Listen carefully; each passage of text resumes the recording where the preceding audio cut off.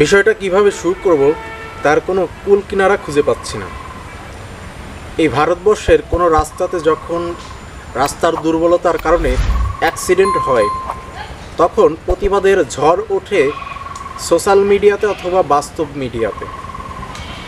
এই প্রতিবাদের ফলস্বরূপ রাতারাতি রাস্তাটা বদলে যায়। অনেকে বাহবা দেন যে বাহ, প্রতিবাদের কারণে আমরা একটা দারুণ রাস্তা পেলাম। আবার এই ভারতবর্ষে অনেক সময় সিগন্যাল না থাকার কারণে, ট্রাফিক সিগন্যাল না থাকার কারণে বড় ধরনের দুর্ঘটনা ঘটে থাকে। আবার ঝড় ওঠে সোশ্যাল মিডিয়াতে কিংবা বাস্তব মিডিয়াতে। রাতারাতি সিগন্যাল পরিবর্তন হয়ে যায় এবং ট্রাফিক সিগন্যাল বসানো হয়।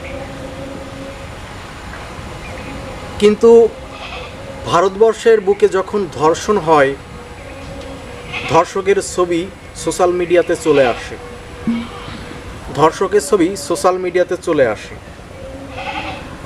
এবং এই সোশ্যাল মিডিয়াতে শেয়ার করা ধর্ষকের ছবি নিয়ে অনেক প্রতিবাদ হয়, মিছিল হয়, কবিতার মাধ্যমে প্রতিবাদ শুরু হয়। অনেক সময় দেখা যায় এই অপরাধীকে ধরতে সরকার অনেক সময় এগিয়ে আসে। কিন্তু ভারতবর্ষের বুকে যতবার ধর্ষণ হচ্ছে, প্রকৃত ধর্ষকেরা কি আসলে শাস্তি পাচ্ছে? এটা আপনাদের কাছে আমার প্রশ্ন।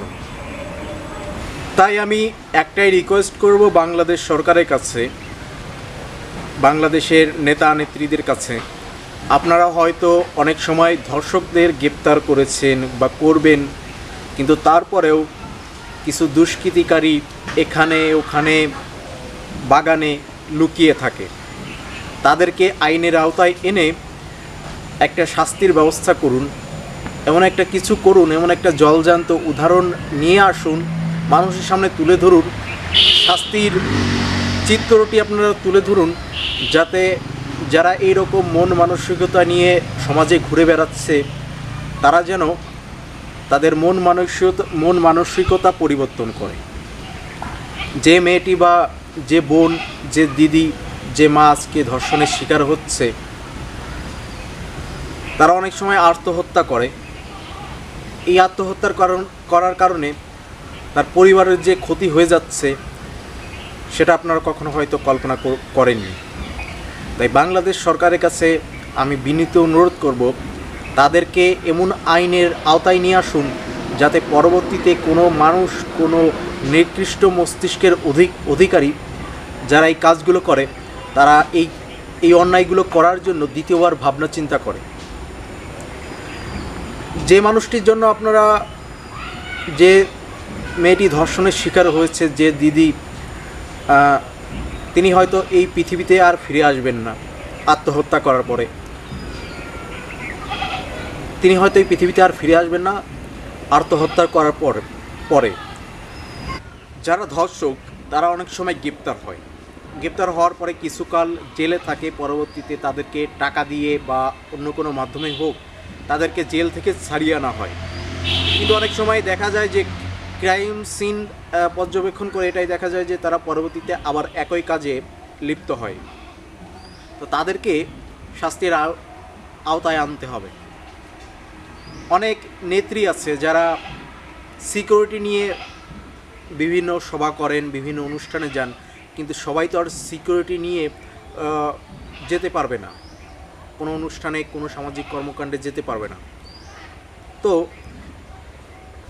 আপনি হয়তো কোনো মেয়েকে চেনেন না, কোনো আপনার পরিচিত মেয়ে নয়, আপনার মা পরিচিত নন, একজন মহিলা যিনি রাস্তা দিয়ে যাচ্ছেন তিনি পরিচিত নন, তার সাথে যদি কোনো ধরনের টিটকারিমূলক কিংবা উচ্ছৃঙ্খল কর্মকাণ্ড কোনো ছেলে বা কোনো পুরুষ করে, তাদেরকে আপনি আপনার কথার মাধ্যমেই হোক বা হাতের মাধ্যমেও হোক জবাবটা দিয়ে দেওয়ার চেষ্টা করুন। ওই উত্ত্যক্তকারী ব্যক্তিকে পাবলিক প্লেসে প্যান্ট খুলে দেওয়ার চেষ্টা করুন। আপনি সাধারণ মানুষ, দিদি, বোন, মহিলা, মা, এদেরকে সম্মান করার চেষ্টা করুন। কাজী নজরুল ইসলাম বলেছিলেন যে সৃষ্টির যা কিছু মহান তারা অর্ধেক করিয়াছেন নর এবং অর্ধেক করিয়াছে নারী। তা একটা সমাজকে যদি সামনে নিয়ে যেতেই হয়, অগ্রযাত্রা যদি শুরুই করতে হয়, তাহলে শুধু পুরুষতান্ত্রিক হলেই হবে না, নারীদের ভূমিকাও গ্রহণযোগ্যতা পেতে হবে। আমার কথাগুলো হয়তো বড্ড তেতো লাগলো, কিন্তু এগুলো সত্যিই বাস্তব কথা।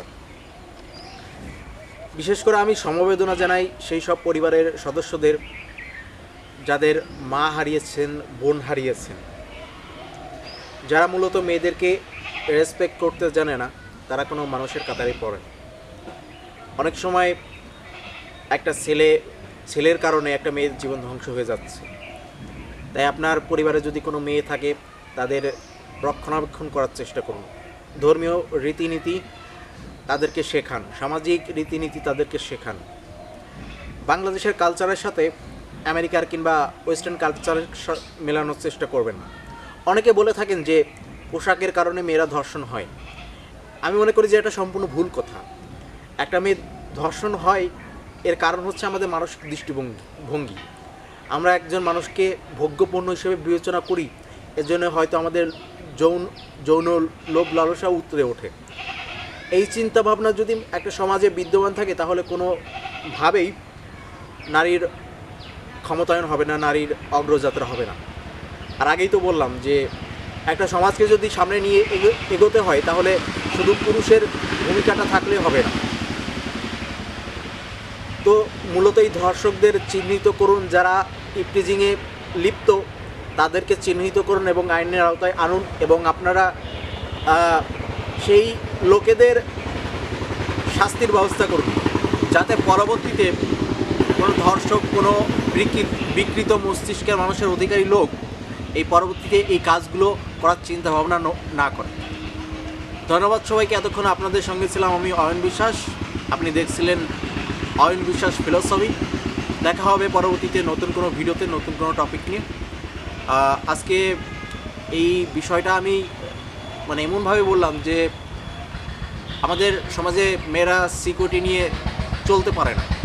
স্বাধীনতা থাকলেও তাদের যে মূল্যায়ন সেটা আমরা দিই না। তাই অনেক সময় দেখা যায় যে একটা মেয়ে তার পরিবারের দ্বারাও নির্যাতিত হয়। এই প্রতিবাদগুলো আপনারা করুন এবং সমাজকে রক্ষা করার দায়িত্ব অবশ্যই আপনাদের। ধন্যবাদ সবাইকে, ভালো থাকবেন।